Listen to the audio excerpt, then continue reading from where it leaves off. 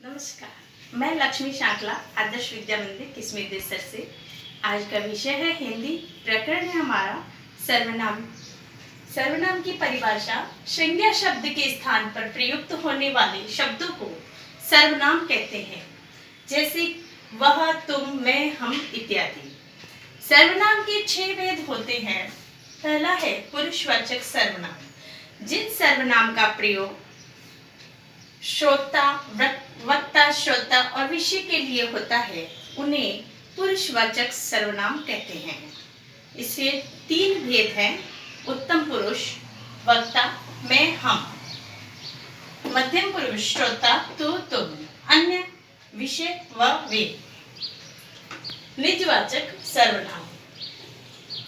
निजवाचक सर्वनाम जिन सर्वनाम का प्रयोग खुद के लिए होता है, उन को निजवाचक सर्वनाम कहते हैं।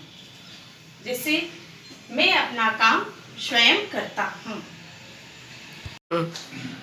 तीसरा है निश्चयवाचक सर्वनाम। निश्चयवाचक सर्वनाम उसे कहते हैं जिसमें कोई वस्तु के लिए निश्चित चीज का प्रयोग किया जाता है कि वो चीज है उसमें।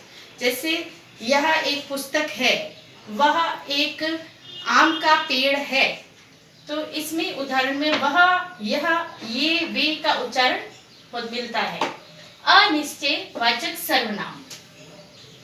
अनिश्चयवाचक सर्वनाम जिन सर्वनाम के में किसी वस्तु या प्राणी आदि का निश्चय न होकर एक संदेह बना रहता है, उसे अनिश्चयवाचक सर्वनाम कहते हैं।